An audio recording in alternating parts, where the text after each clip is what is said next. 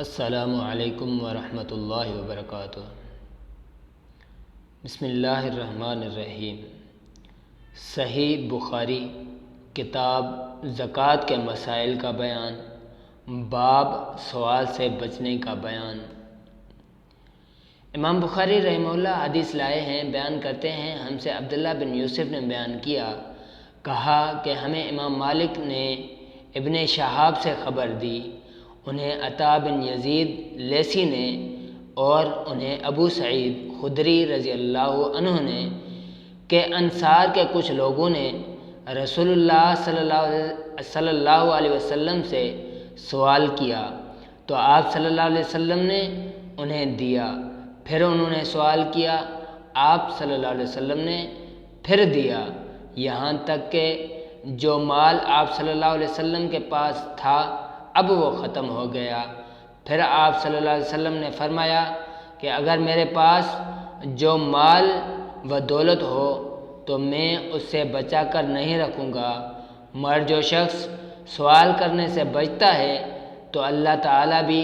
اس سے سوال کرنے سے محفوظ ہی رکھتا ہے۔ جو شخص بے نیازی برتتا ہے تو اللہ تعالیٰ اسے بے نیاز بنا دیتا ہے۔ جو شخص اپنے اوپر زور ڈال کر بھی صبر کرتا ہے تو اللہ تعالیٰ بھی اسے صبر و استقلال دے دیتا ہے، اور کسی کو بھی صبر سے زیادہ بہتر اور اس سے زیادہ پایہ خیر نہیں ملی۔ صبر تمام نعمتوں سے بڑھ کر ہے۔ امام بخاری رحمہ اللہ دوسری حدیث لائے ہیں اسی باب میں، بیان کرتے ہیں، ہم سے عبداللہ بن یوسف نے بیان کیا، کہا ہمیں امام مالک رحمہ اللہ نے خبر دی، انہیں ابو زناد نے، انہیں اعرج نے، انہیں ابو ہریرہ رضی اللہ عنہ نے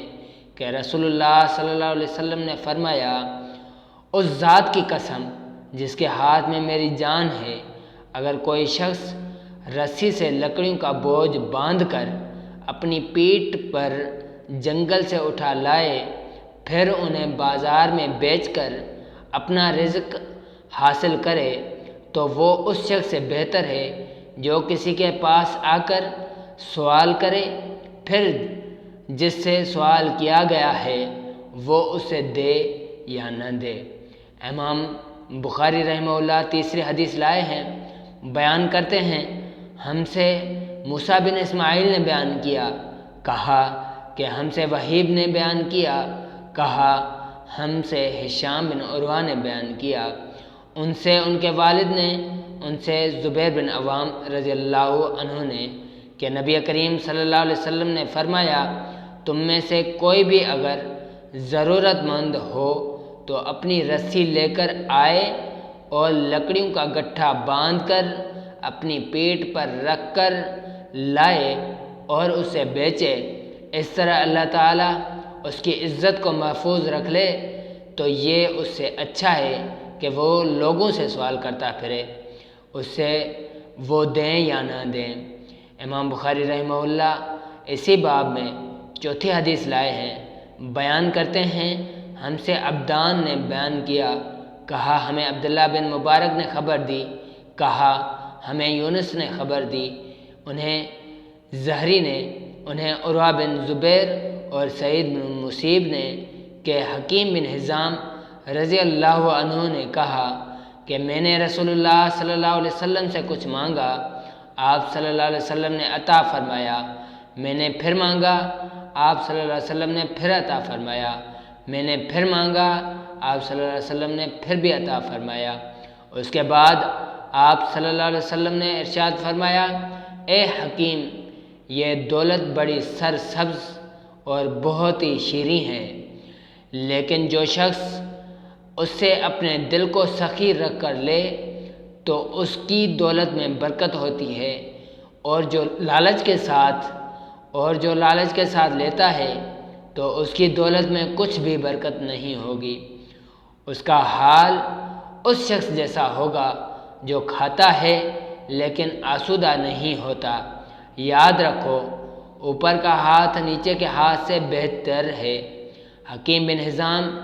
رضی اللہ عنہ نے کہا کہ میں نے عرض کی، اس ذات کی قسم جس نے آپ کو سچائی کے ساتھ مبعوث کیا ہے، اب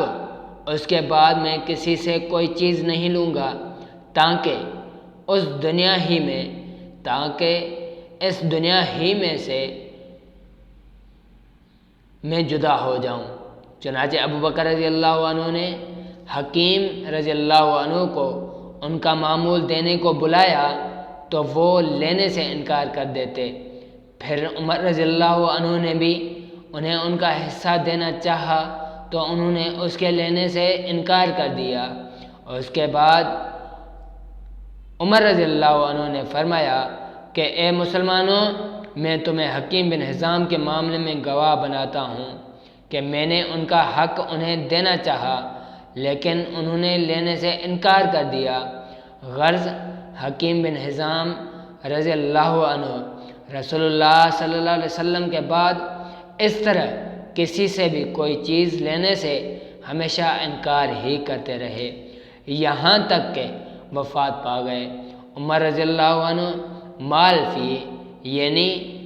ملکی آمدنی سے ان کا حصہ ان کو دینا چاہتے تھے مگر انہوں نے وہ بھی نہیں لیا۔ میرے عزیز دوستو، ان 4 احادیث میں ہمیں سکھلایا گیا، ہمیں بتایا گیا کہ کسی سے سوال کرنا کیسا ہے۔ کسی سے سوال کرنا ایسا ہے جیسے وہ دیں، جس سے سوال کیا گیا وہ دیں یا نہ دیں۔ اس سے بہتر ہے آپ خودداری اپناؤ، آپ ایک رسی لو اور جنگل میں جاؤ، لکڑیاں کٹھی کرو، لکڑیاں کاٹو، لکڑیاں کاٹ کے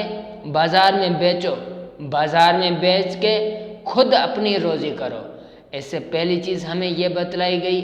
دوسری چیز ہمیں یہی سکھلائی گئی کہ خودداری اور کسی سے سوال کرنے سے بچو، خودداری سیکھو، خودداری کرو۔